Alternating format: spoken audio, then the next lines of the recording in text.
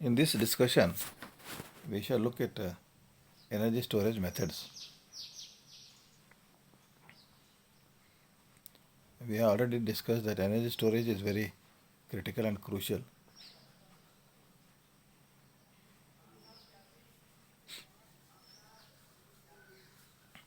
The various methods of storage can be classified as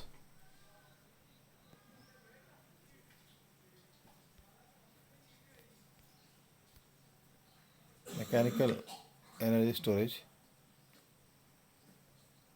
chemical energy storage, biological storage, magnetic storage, and thermal energy storage. In this mechanical energy storage, you have got pumped storage, that is hydro storage, water, it is related with water. Second is compressed air storage, so we will compress the air and store it. And then third is flywheels. Similarly, chemical energy storage, you have electrochemical batteries and organic molecular storage. And in thermal energy, you have got sensible heat storage as well as latent heat storage.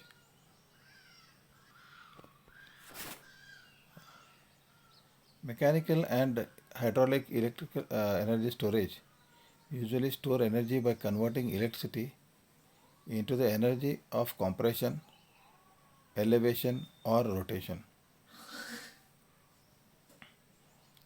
I'll give example.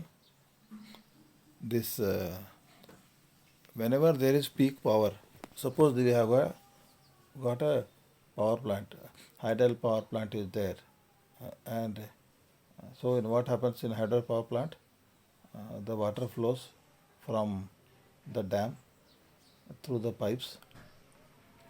From a height, it comes down to the power plant and is discharged at the bottom. But you think that you have got a hydel power plant as well as a thermal power plant or a nuclear power plant like Kaiga is there. You have Kaiga as well as Kadra Dam power plant is there close by. When the demand of electricity reduces, but you cannot reduce the output of the nuclear power plant or even thermal power plant, you have to use the energy. Now, such a huge quantity of electricity you are not able to use. So, what is done? This hydel power plant, this whatever turbine we are having in the hydel power plant, that can be operated reversely as a pump also. Okay. So, this normally what happens? The water expands in the turbine, and turbine is coupled to the generator, and generator produce electricity. But in this pumped hydro, what we will do? We will use that generator as a motor to rotate the turbine, and the water at the lower level in the reservoir will be pumped back to the dam or to the upper level reservoir. So this is known as elevation, means you are elevating the water from lower level to higher level. Similarly, energy of compression.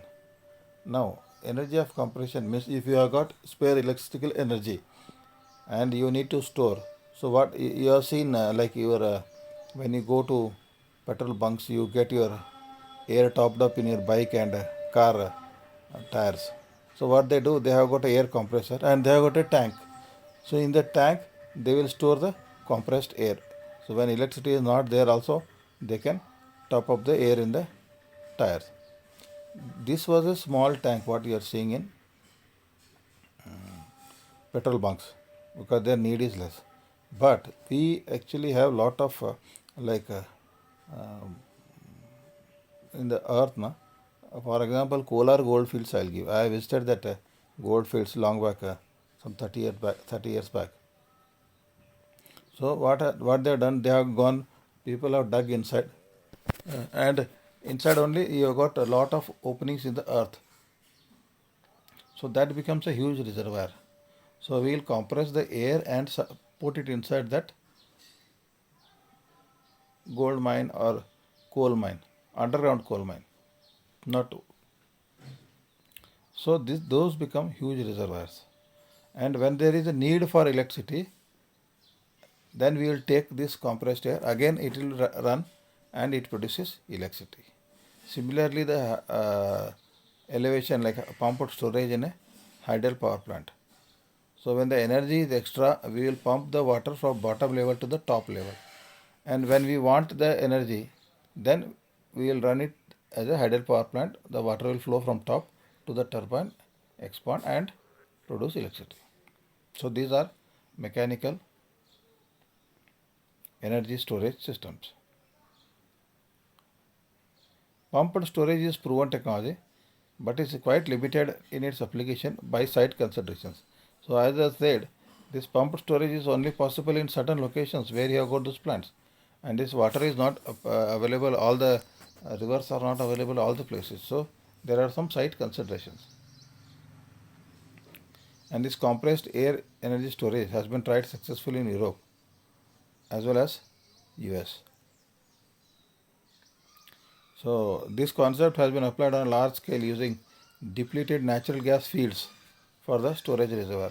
As I was telling you about gold mines in underground, you have got natural gas fields also underground.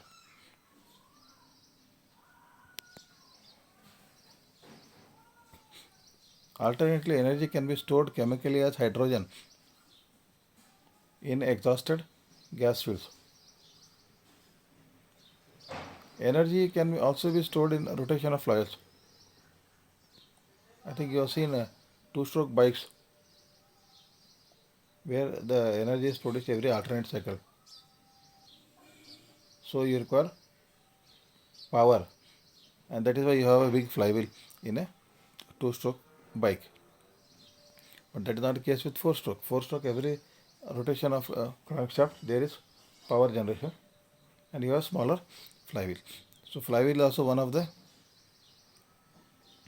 device to store mechanical energy.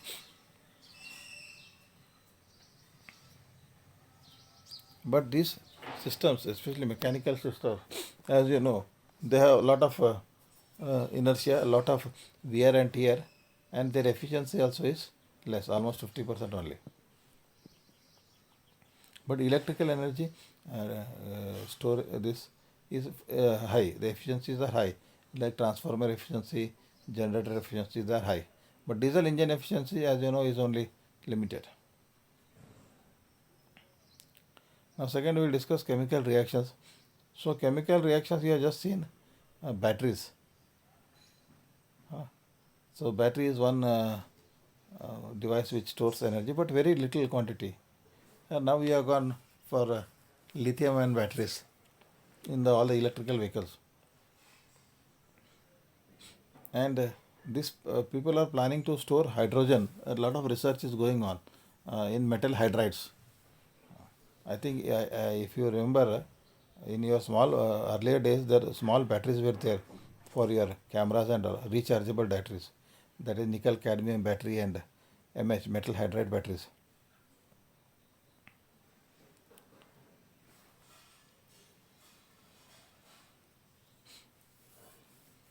So these lead acid batteries are very heavy.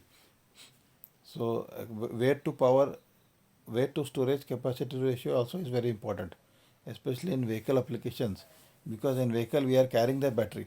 So we should not be carrying unnecessary dead weight. Weight should be less.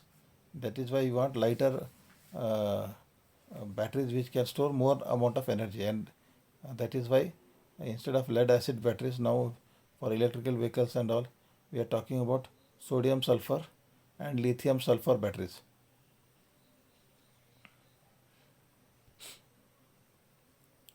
And thermal energy storage, there are two types of storage. One is the sensible heat storage, where the temperature increases or decreases, and there is a latent heat storage, where the temperature changes do not happen, but there is a phase change.